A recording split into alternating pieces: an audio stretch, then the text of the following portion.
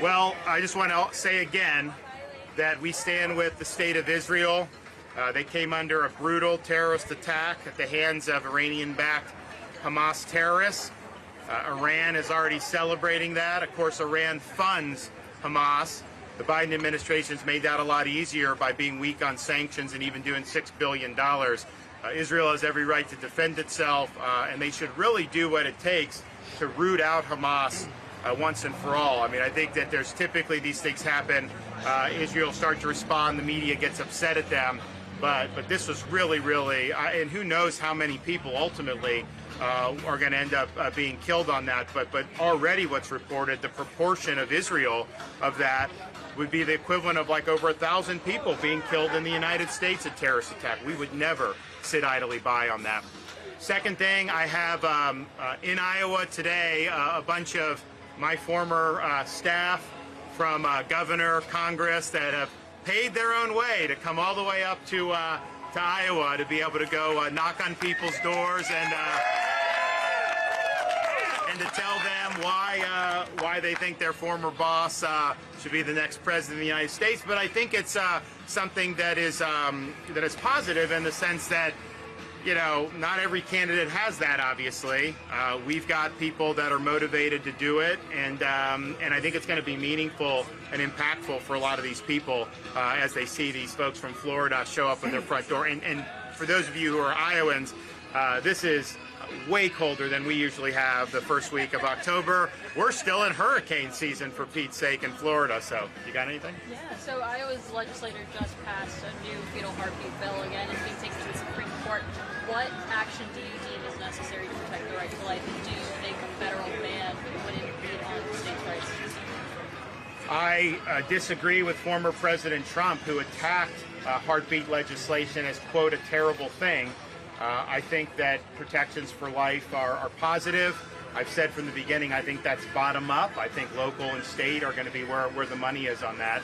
And but I think Governor Reynolds and the legislature really is commendable. And I think the fact that Donald Trump is attacking them and what they did, I think is just wrong. Governor, speaking about law enforcement earlier, you had mentioned red states and people from blue cities.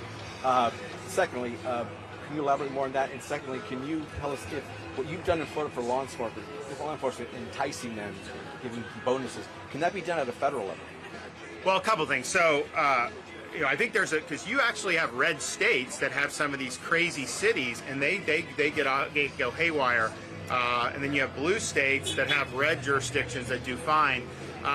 Everyone has a right to live in a society in which the rule of law prevails. I think it's the Republican form of government clause in the Constitution, I think, gives the federal government the ability to ensure that. We're going to use the Department of Justice to go after some of these rogue prosecutors who are causing people to die by not enforcing the law.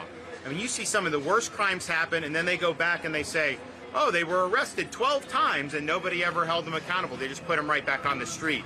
So we're going to be very aggressive on that. We understand how important it is. And look, some of these cities that are doing so poorly, it's not like these are big vote areas for Republicans, right?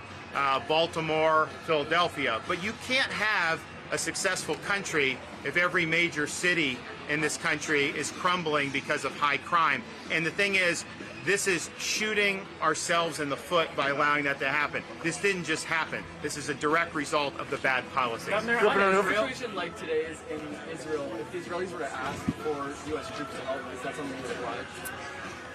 They've never asked for that. I mean, I think that you know, the good thing about Israel is we've given them aid over the years, but honestly, we've done a lot more with other countries just recently.